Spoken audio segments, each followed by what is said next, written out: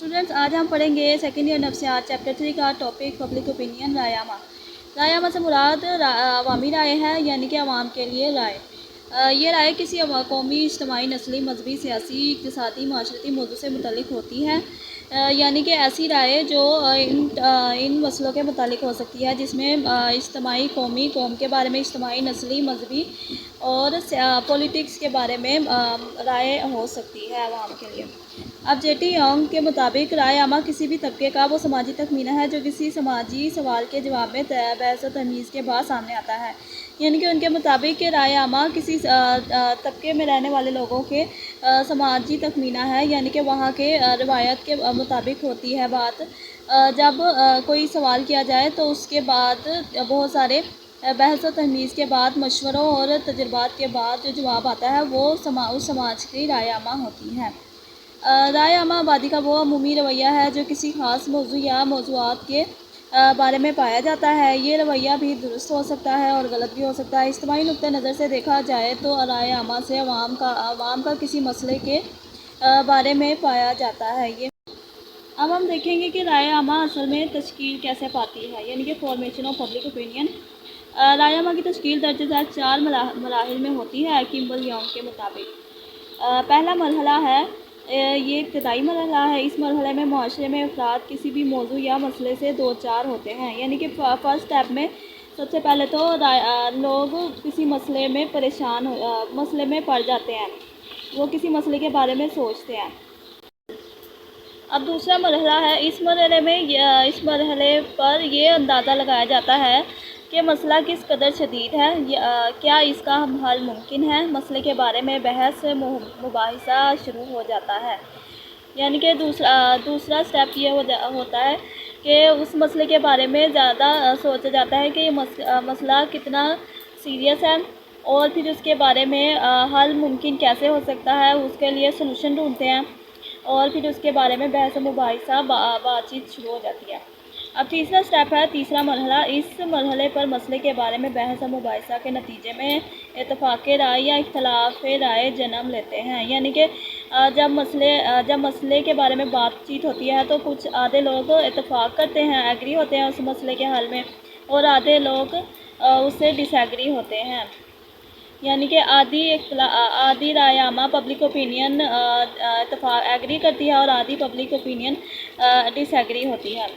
इस तरह आधे आधे राय आमा तश्कील पाते हैं। फिर उसके बाद चौथा मरहला है। चौथे और आखिरी मरहले में अवाम तहरीरों, तकरीरों और मुबाहिसों के ज़रिए ख़त्मी फ़ैसले पर पहुँच जाते हैं और अपनी आरा का इजहार कर देते हैं।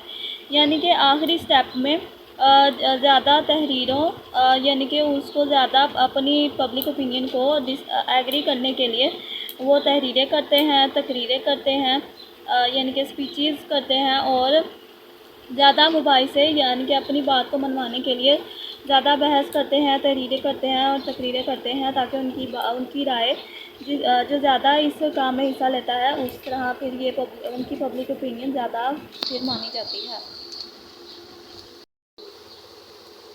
स्टूडेंट्स, आज हमारा टॉपिक है सेकेंड ईयर नफ्सियात चैप्टर 3 का राय आमा को तश्कील देने वाले अनासिर, elements of forming public opinion. यानी कि ऐसे कौन से एलिमेंट्स हैं, ऐसे कौन सी अनासिर हैं जो हमें राय आमा देने पर या राय आमा लेने पर मजबूर करते हैं। सबसे पहले तो है लीडरशिप, क़यादत। राय आमा की तश्कील में क़यादत बहुत अहम किरदार अदा करती है और वो राय आमा को तब्दील करने या ख़त्म करने में अहम हैसियत रखती है। ये क़यादत सियासी, मजहबी, इक़्तिसादी, समाजी और इल्मी किसी भी नौइयत की हो सकती है।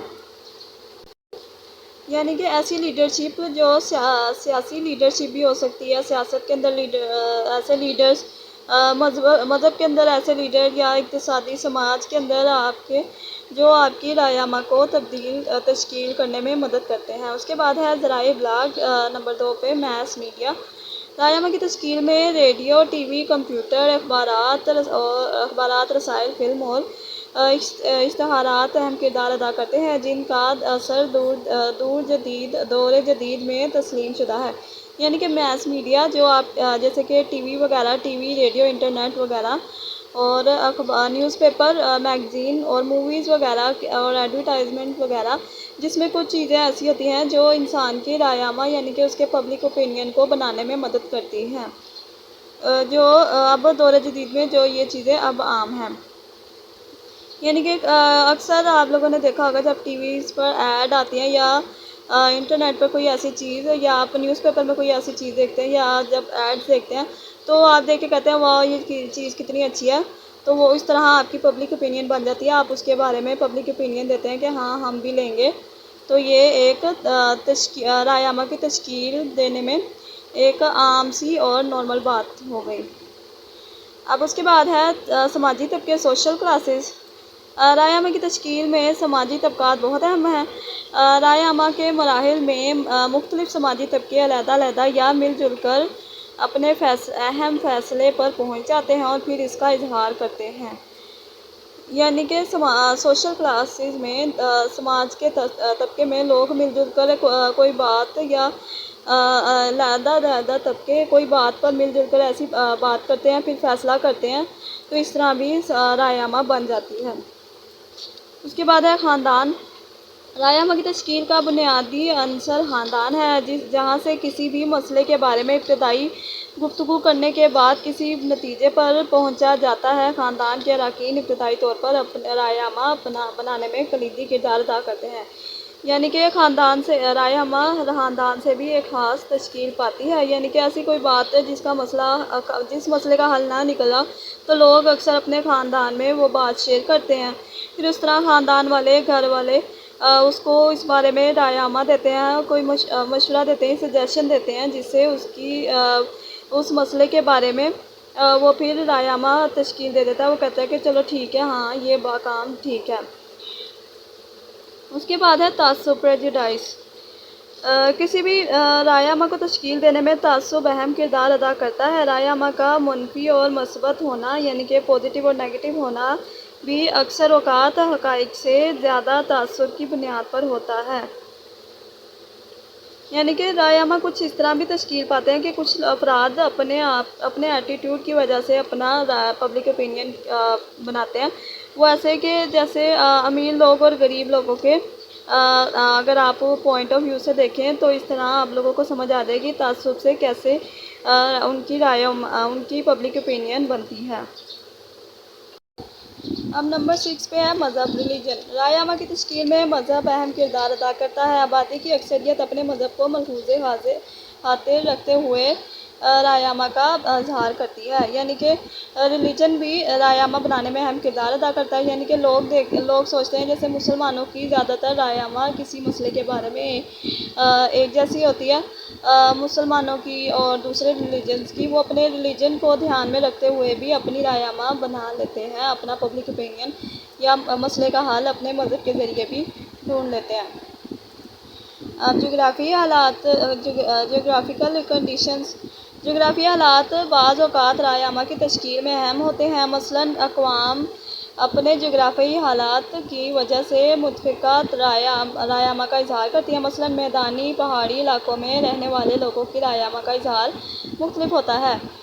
यानी कि आप कोई मसला पहाड़ी इलाकों में ज़्यादातर एक मिसाल ले लेते हैं, पहाड़ी इलाकों में ज़्यादातर बर्फ़ पड़ती है, तो वहाँ के रहने वाले लोगों के दिमाग यानी कि उनका यही एक्सपेक्टेशन होती है, वहाँ के उनका खुद ब खुद माइंड बना होता है कि हम यहाँ पर पहाड़ी इलाके में रहते हैं, यहाँ पर ढलानें ज़्यादा होती हैं, बर्फ़बारी ज़्यादा पड़ती है। इसी तरह जब वहाँ पर सर्दियों में जब ज़्यादा बर्फ़बारी पड़ती है, तो वो सब एक साथ मिलकर रायमा बनाते हैं और फिर वहाँ से जहाँ ज़्यादा बर्फ़ पड़ती है तो वो सब मिलकर उस पर काम करते हैं। ऐसा नहीं होता कि कोई एक ही सिर्फ उस पर काम कर रहा हो, क्योंकि वहाँ पर सब रहने वाले अपने जियोग्राफिकल कंडीशन से आगाह होते हैं, उनको पता होता है, तो इसलिए वो फिर मिलकर बातचीत करते हैं और उनका रायमा बन जाता है।